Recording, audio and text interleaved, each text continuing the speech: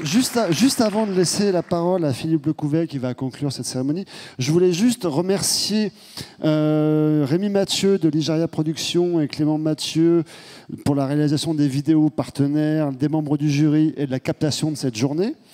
Et par ailleurs, Gérard Paillard, pour la réalisation des films des différents nominés. Donc il était accompagné par Émilie Auger et Gino Escabar. Voilà. Ceci étant fait, maintenant, Monsieur Lecouvet, si vous voulez bien conclure cette journée et poser des jalons pour la prochaine, peut-être, qui sait? Je ne sais pas si on va poser des jalons, mais si Jacques a accepté de participer à cet après-midi, c'est d'abord pour lui témoigner beaucoup de reconnaissance, parce que c'est en fin 2013 que nous avons eu l'idée de lancer ces trophées. Et c'est la deuxième édition. On a monté encore un étage.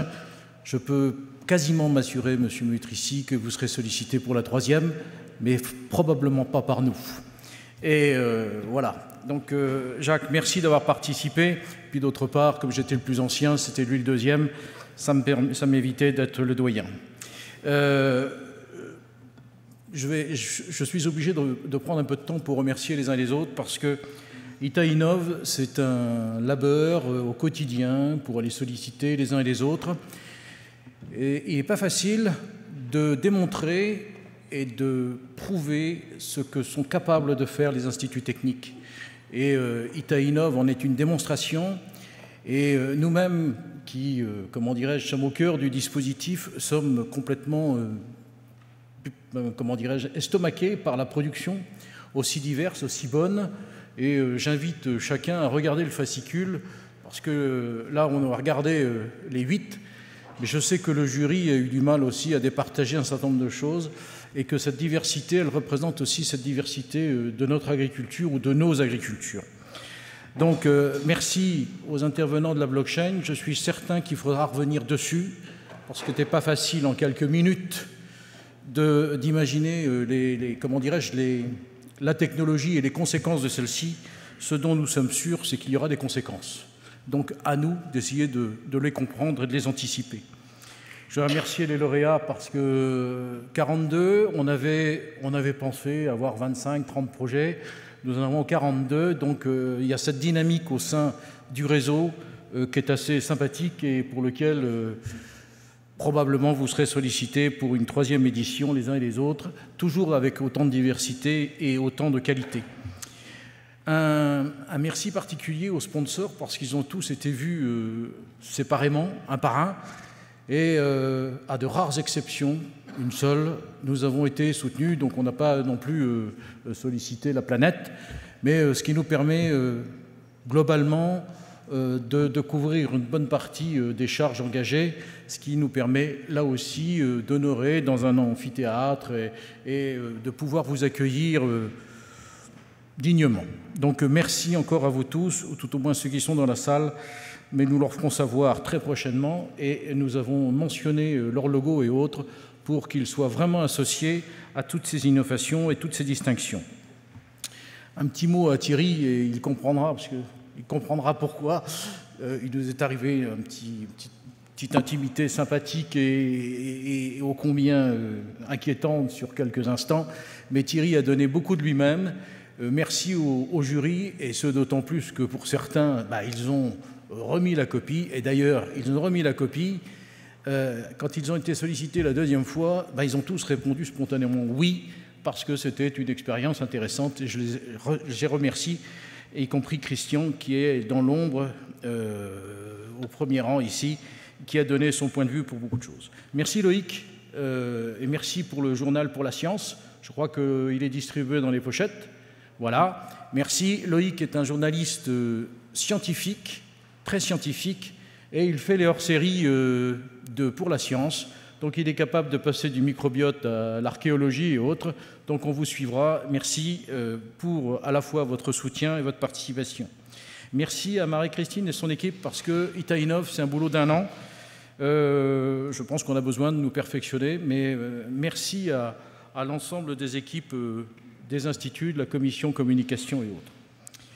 Alors, derrière tout cela, il y a une diversité, il y a des richesses, mais il y a quelque chose qui doit nous, comment dirais-je, nous obliger au jour le jour, c'est d'aller vers l'impact et de mesurer nos impacts.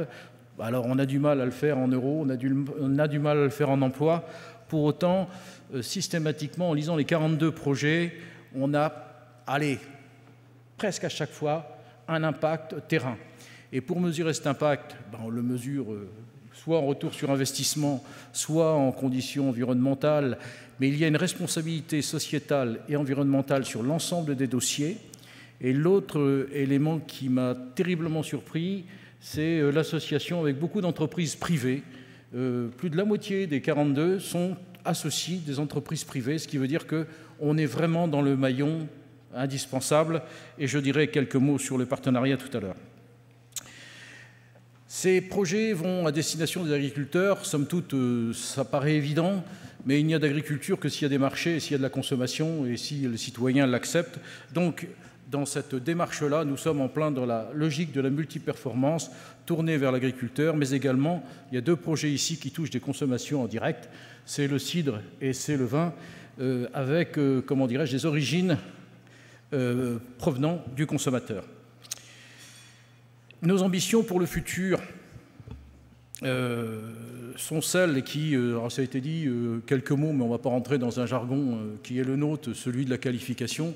En d'autres termes, les instituts sont labellisés une fois tous les 5 ans, ce qui leur permet de raisonner une vision à 10 ans, une stratégie à 5 ans. Et dans ce contexte-là, nous orientons vers des moyens plus conséquents au travers non seulement de l'agroécologie, de la multiperformance, mais également du sol.